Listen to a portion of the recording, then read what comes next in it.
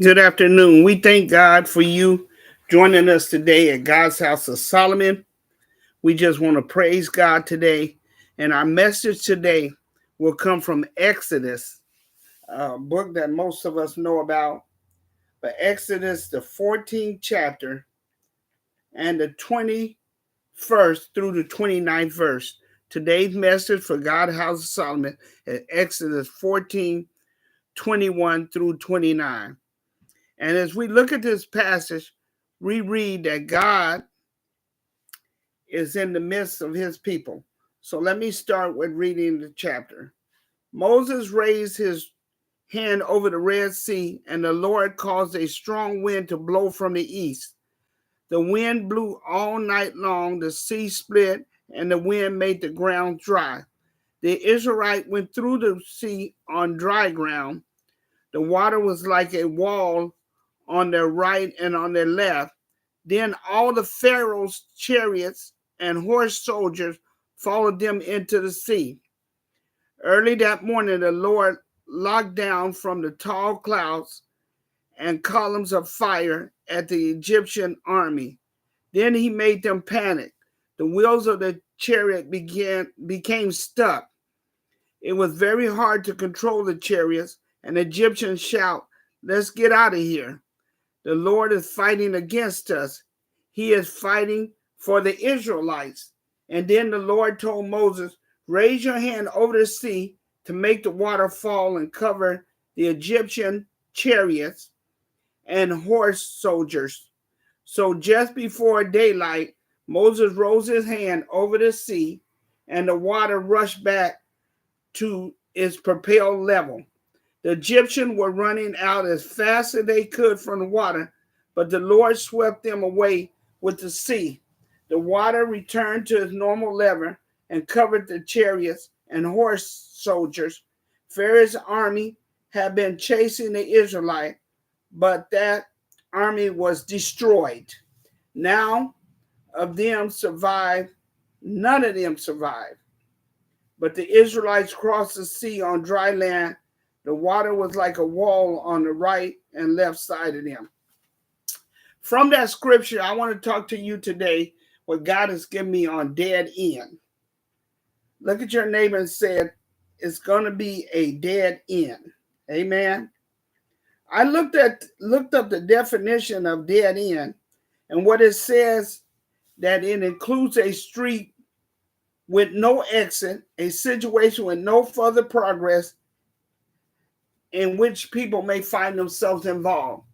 We've all been familiar with a dead end. I know recently I was driving, I had to make an exit. They were doing some work on the street, and I didn't turn where the detour turn sign said turn because I was about 5 or 6 cars back. So I turned right where I was, not really familiar with the area, but I figured I'd be able to come on out on the other side. Well, as I drove down that street and went down a couple of blocks, finally I came to what some might call a cul-de-sac or a dead end. And there was a sign there that said dead end, no outlet. And in my frustration, I had to turn around and go back out the same way I came in. Well, in this story that I just read about, you see that the Egyptians, and you see Pharaoh, and you see Moses, and you see the children of Israel, and we're all familiar with the passage of them coming out. They had prayed, asked God to get them out of their bondage, out of slavery, to get the slave owners from over them, to stop all the unrighteousness that was being impeded on them, all the unfair and unjust things that they were having to suffer, including working long and strenuous hours with no pay. And so God heard the children's prayer. And when he heard their prayer, as you know, the story goes, he told them to borrow all the gold they could borrow. So he was letting us know then that not only was he going to bring them out, but he was bringing them out with a bag, with a bundle, with what they should have got the time that they were there serving the enemy master. So as they prepared to leave, they took off. And when they first took off, Pharaoh allowed them to proceed. But then all of a sudden, he had a change of heart. He had a change of mind. And he told his men to gird up and let's go get them. And he meant to kill them and bring back maybe the women and children. But there was no doubt that he would kill those that were so eagerly to desert him, to no longer be under his command, no longer be under his power, no longer be under injustice, unfairness, and cruel treatment. And so for some of you today, you've been asking God to get you out of a situation that might involve cruel treatment, some kind of relationship. And it might involve injustice. You know, you've been accused of something, you're going through a court case, and you've been falsely accused, or it's a frivolous lawsuit that you're encountering. But whatever you're going through, whatever you're facing that the enemy is coming against you, you got to know that you have to trust God. They had to trust God, believe him, and do as he said in order for them to be set free. So they trusted God and they loaded up their family and their few belongings and the gold that they had borrowed, and they headed out. And at first, when they started to leave, it was fine. I'm quite sure they looked back in their rear view mirror, their chariots or camels or whatever they were on, and making sure that they weren't being followed. And just when they started to relax and, think everything's going to be all right. Have you ever been a time when you were concerned about something and then you let your guards down and it looks like everything's going to be all right? And just when you feel like everything's going to be all right, you look back at one last glance to see the enemy pursuing you in the rear view mirror, to see that man that you were trying to leave pulling up to the safe house you thought you were at, to see that legal case you thought it was gone and over with, but now you've been served with papers, to see whatever that situation is that you're going through, that you thought was over, that you thought you had escaped. All of a sudden the enemy rears his ugly head. All of a sudden the enemy shows up, and he doesn't just show up calmly, he shows up profusely. He shows up with every bit of gear he can have, every weaponry he can try to use against you, whether it's lying, manipulation, crime, whatever he can use to get you. And I'm thinking too that the enemy probably even had some neighboring forces that they had convinced that these children were escaping with their stuff, that they were doing wrong, not knowing that God has set the whole situation up. And, sometimes people will take sides not knowing that God is on your side. They'll take sides based on the little evidence that the enemy might show them, the fact that the enemy has bewitched them. And so they start to believe and think that God is for your enemy. God is never for your enemy. He's always for you. Even if you're not right or you feel like you're not right, he's still for you. He'll deal with you, but he's not going to let your enemies deal with you. He's not going to let you be crucified or mangled or disrobed or anything taken from you or beaten at the hand of your enemies. No good father would stand and watch their daughter or son being plagued by the enemy. So as they escaped out of there, and then they saw that behind them all of a sudden was Pharaoh and his mighty men, and they were chasing them with swords and bows and arrows, and they were in full armory, chasing them to take their life or to take them back in captivity. They began to panic and get a little weary. Have you ever prayed and called on God and it looks like things got worse? The enemy was coming in closer. And then if that wasn't enough, they looked ahead of them to see this vast sea, this Red Sea that was too wide to swim across. They didn't have a boat. It probably had maybe sharks, I don't know, maybe even alligators. I don't know what might be lurking in those waters. That if they didn't drown, they would be eaten by some ferocious shark or swallowed by some whale, or some kind of mishap would happen to them. But they knew that they couldn't go back. That was sure death. And they couldn't go forward because that was a slow death. And so as we read the story, we see that they began to walk out to the water. And I think they were thinking, if I make a choice, I'd rather drown than be stabbed by a sword or spears. And as they started to walk in the water, God gave Moses' spirit the option to raise his hands, to raise his hand over and across the waters. And because he did that, the waters parted. It said there was two walls that showed up, one on the right side and one on the left side. Two walls, humongous walls of water with a narrow path down the middle of the ground that was beneath the water. And so they started on that path and they started to run, and they started to wonder if those walls of water might come flashing back down. They started to wonder if the land would be so muddy they would sink. But it said that God had made the land dry for them. So as they ran across this open path of dry land that revealed the bottom of the sea, while the two side walls of water stood lurking and huge and tremendous, I'm quite sure they felt scared, alone, and felt sure death. And sometimes when God is trying to get you out of some, it may be overwhelming. The walls might be higher than you've ever seen.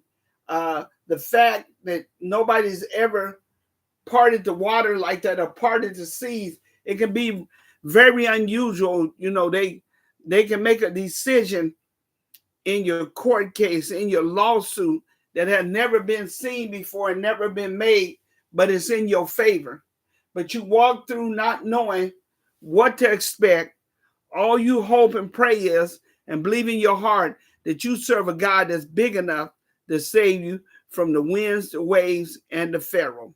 And so as they ventured through the sea, trying to get to the other side, they noticed that not only was the way open for them, it was open for the enemy. Can you imagine that? God's giving you a way of escape, but also it's a way that the enemy can continue to pursue you. He's giving you a way out, but it's a way that will support the enemy for a minute. And so what happens is that we see that when the last of them got to the other side, the way was no longer a way for the Pharaoh and his horse soldiers.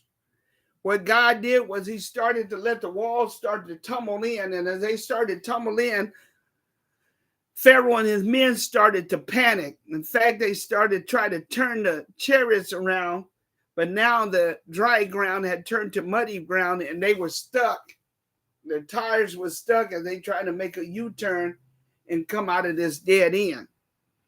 And so today, as we began talking, God was showing me that some of y'all thought y'all was at a dead end, but it was a dead end, but it wasn't a dead end for you. It's a dead end for the enemy. And as the enemy continues to pursue you, as the enemy continues to chase you, as the enemy continues to assassinate your character, as the enemy continues to steal from you, as the enemy continues to put their mouth on you, as the enemy continues to raise their hand against you, as the enemy continues to plot against you, that God and God alone has already given you a rescue. That this thing that you're going to, God said it will not be a dead end for you, but it will be a dead end for those that are chasing you. It will be a dead end for those that are talking against you. It will be a dead end for those that have taken advantage of you.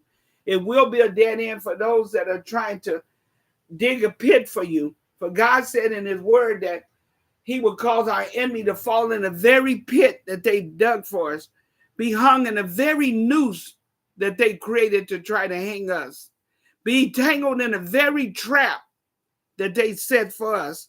All we have to do is trust God and know God is going to do it, and know God is able, and know God will do exceedingly abundantly above what we could imagine, what we could think, or what we might even consider. And today, if you're in somewhere in your life and you feel like you're at a dead end, you feel like there's no way out, you might be in a financial dead end. You come to the end of the road and all your bills are more than what your income is. The debt collectors are chasing you. You might be in a financial arena where you can't make it out, or you feel like you can't make it out. You might be in an emotional dead end where you dealt with as much as you can deal with, that it's starting to become a burden, it's starting to weigh you down. Well, God says for us to cast all our burdens on him because he cares for us. So if it's an emotional burden that you're coming to at a dead end, and for some of you guys, it might even be a physical, what you feel like a physical dead end. The doctors have said they've done all they can do. They've said that there's no cure, there's no remedy. But guess what?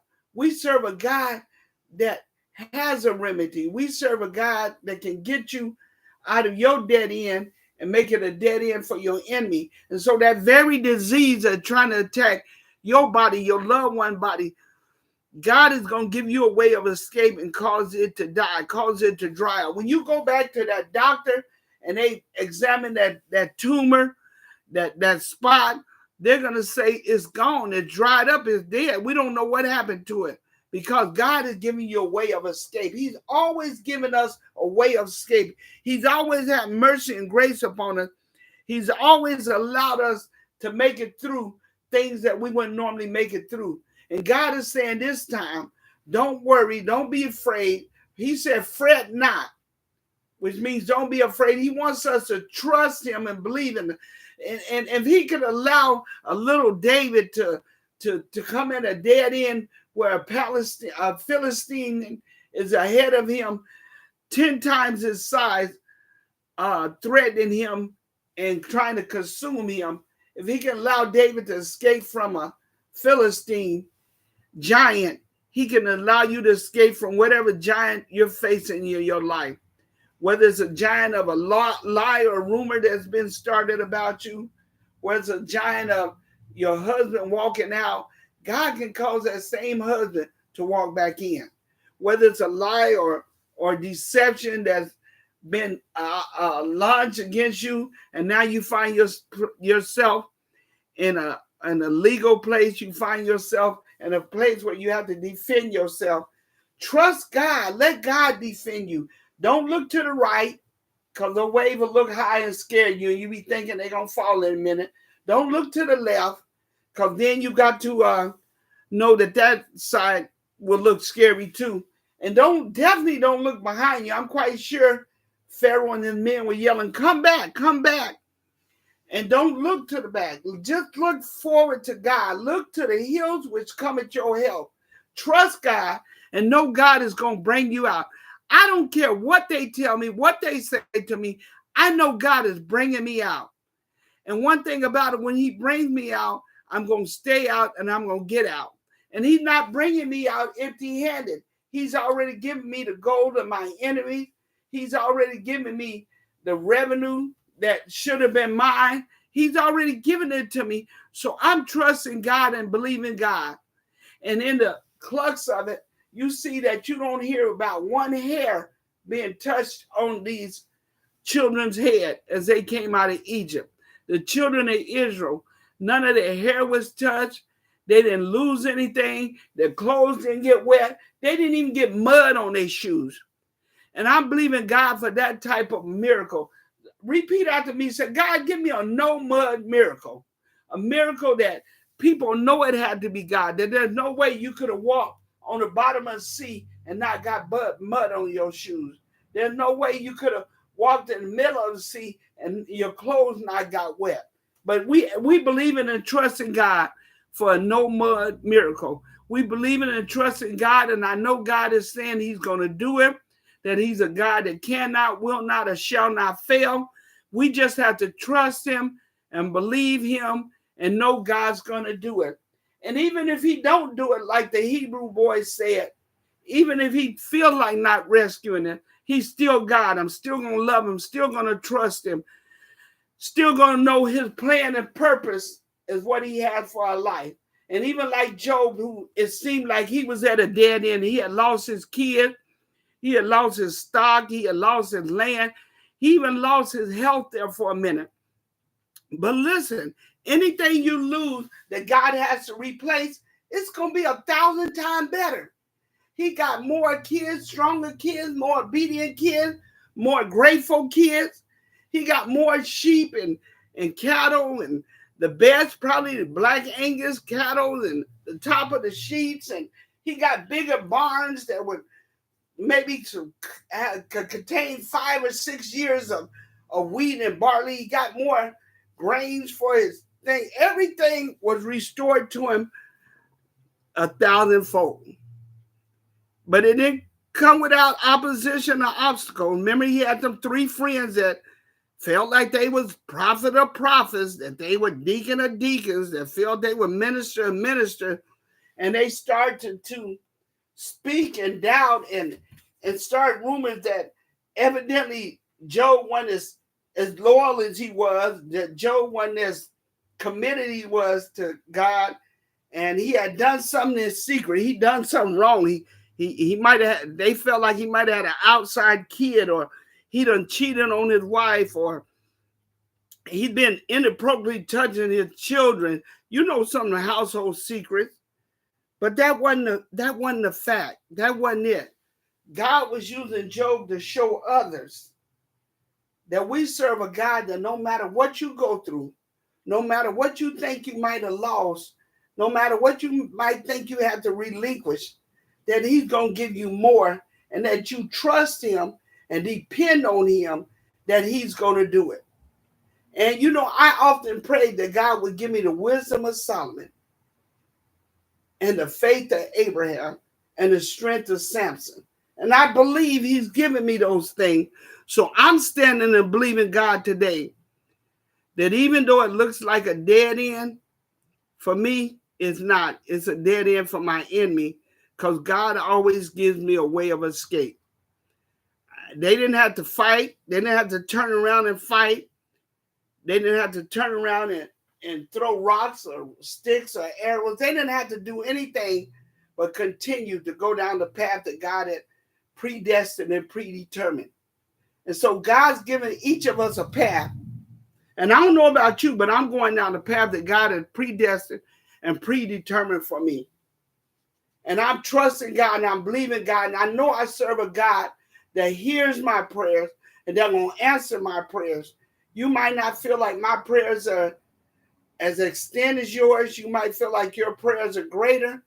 But I know that when I talk to my Father, he hears. And I know that we communicate in a certain way. Just like if you have kids, each of your kids you talk to separately and differently. But you know to communicate and how to communicate with them. And that's what God is doing in my life, through my life, and for my life. And he wants to do it for your life. So I don't care what you're going through, what you're facing, what the enemy has backed you in the corner to. It isn't a dead end for you. It's going to be a dead end for them, because God's going to deal with them, because he told them not to touch his anointed, do his prophets no harm, and not to mess with his children. So we got to trust God and know God and believe God and lean on God.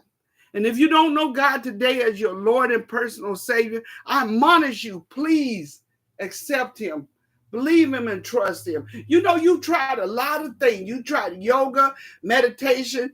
You tried doing it on your own. You tried being a gangster. You tried being the baddest person on your block. But try God now. What he has for you is eternal. What he has for you is going to last. What he has for you is going to bring you to the top. And all those that are watching, all the naysayers, all those that don't believe, they're going to see what God's going to do. They're going to see how he's going to bring you out. You never had a swim lesson in your life, and you just knew you was at a dead end when you got to that water. But you didn't need to know how to swim. All you needed to know was God. So if you're listening today, this is Pastor Dr. King with God's House of Solomon, and you want God to bring you out, get you out, and keep you out, just call on him, trust him, and depend on him that he will bring you out.